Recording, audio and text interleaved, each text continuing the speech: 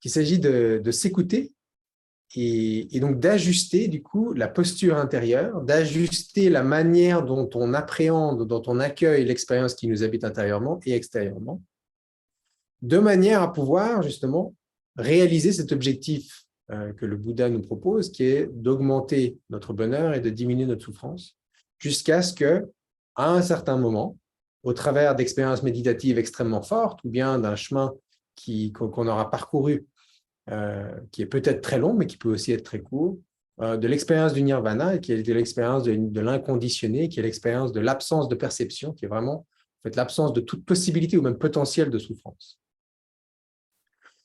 Donc, ce que je nous invite à explorer un peu ce soir, c'est la partie de la parole. Quelle est la place de la parole? Quelles sont les pratiques en lien avec la parole qui vont nous aider, qui vont faire partie de ces différentes conditions qui mènent à moins de souffrance, plus de bonheur.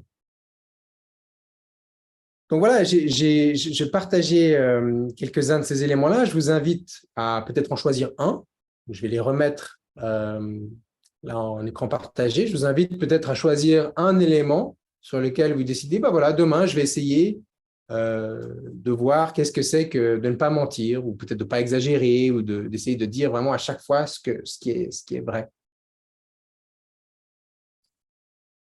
Ou au contraire, je vais essayer de voir dans la manière dont j'envisage de m'exprimer avant, pendant ou après, de voir si ça m'a fait du bien ou si ça a fait du bien à l'autre, ou comment je me sens après m'être exprimé ou d'avoir discuté de ceci ou cela.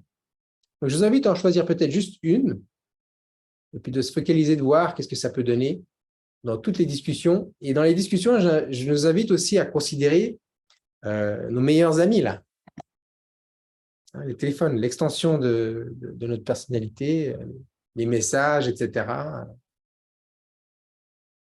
Parce que ça fait vraiment... Bon, le Bouddha, il n'y avait pas pensé, hein, il y a 2600 ans, mais aujourd'hui, quand on parle de parole juste, je crois que c'est important d'inclure toutes les technologies des médias sociaux, etc.